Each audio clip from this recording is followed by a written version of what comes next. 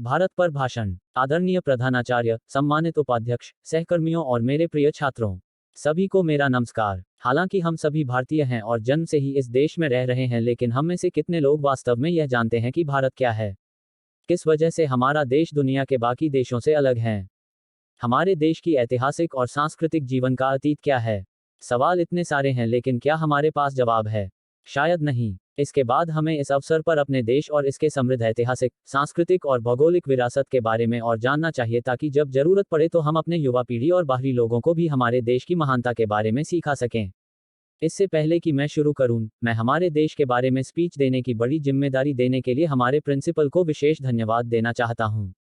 सभी लोगों से अनुरोध है कि मेरे छात्रों के अलावा बाकी सब भी अपने विचारों को हमारे साथ साझा करने के लिए स्वतंत्र महसूस करें, और अगर वे चाहें तो प्रश्न भी पूछ सकते हैं। हमारा देश विशाल विविधता का देश है, जहां विभिन्न जाति, पंथ, धर्म और सांस्कृतिक प्रथाओं के लोग रहते हैं। इस विविधता को भारतीय समाज में सामाजिक घृणा और अराजकता के रूप में नहीं, बल्कि एक ऐसी विविधता के रूप में देखा जाता है जो हमारे समाज और राष्ट्र को संपूर्ण रूप में समृद्ध करती है। यहाँ 1.34 अरब से ज्यादा लोग रहते हैं। भारत चीन के बाद दुनिया में दूसरा सबसे अधिक आबादी वाला देश बन गया है। भारतीय संस्कृति की विविधता विभिन्न रीति रिवाजों, भाषा, भोजन और कला के रूप में प्रतिबिंबित होती है। हमारे देश में ऊंचे पर्वत, विशाल समुद्र, असंख्य नदियों, विशाल खेती की भूमि, रेतीले रेगिस्तान और घने जंगल के रूप में एक संपन्न भौगोलिक परिदृश्य है। इन सभी ने असाधारण तरीके से भारत को सजाया है। यह वाकई दिलचस्प है कि हमारे देश की एकता को राष्ट्रीय त्योहारों के माध्यम से देखा जा सकता है, जैसे गांधी जयंती, स्वतंत्रता दिवस और गणतंत्र दिवस, जो स्पष्ट रूप से हमारे देश के अविभाज्य चरित्र को प्रदर्शित करते हैं। इन महोत्सवों को स्कूलों, विश्वविद्यालयों, कॉलेजों, समाजों, कार्यालयों आदि सहित सभी भारतीय राज्यों में मनाया जाता है। स्वतंत्रता दिवस के दौरान हर भारतीय लाल किले से प्रधानमंत्री द्वारा दिए गए भाषण पर खुद को सौभाग्यशाली महसूस करता है। वास्तव में कुछ अन्य त्योहार भी हैं जो हम अपने धर्म और जाति आधारित मतभेदों को पीछे छोड़ मनाते हैं, जैसे दिवाली और होली। भारत के समृद्ध सांस्कृतिक विविधता को भोजन के रूप में भी देखा जा सकता है। हमारे देश में खाना पकाने की शैली एक क्षेत्र से दूसरे तक भिन्न होती है।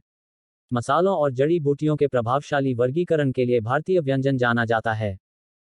भोजन के साथ परोसी जा रही रोटी की भी विस्तृत विविधता है, जिसमें नान, आटे के bread, flat bread, brown bread, भरथूरे आदि शामिल हैं, जिसे उत्तर भारत में बहुत पसंद किया जाता है, जबकि यदि आप दक्षिणी भारतीय क्षेत्र में जाएंगे तो आपको बजाय रोटी के चावल, उत्पम, डोसा, इडली आदि जैसे व्यंजन खाने को मिलेंगे।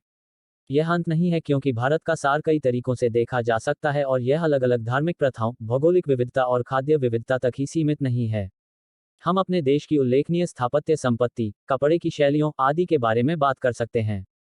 इसलिए मैं कह सकता हूं कि हम इस महान भूमि के गौरवशाली भारतीय हैं, और हमें हमारे देश को वैश्विक मंच पर प्रशंसा हासिल करने की प्रतिज्ञा करनी होगी। जय हिंद। धन्यवाद। हमें उम्मीद है यह भारत पर भाषण हिंदी में आपको बहुत पसंद आया होगा एवं आपके भीतर एक जुनून की आग और ऊर्जा का संचार हुआ होगा। तब तो आपको इस आर्टिकल को सोशल मीडिया पर शेयर अवश्य करना चाहिए। मेरा देश बदल रहा है, आगे बढ़ रहा है।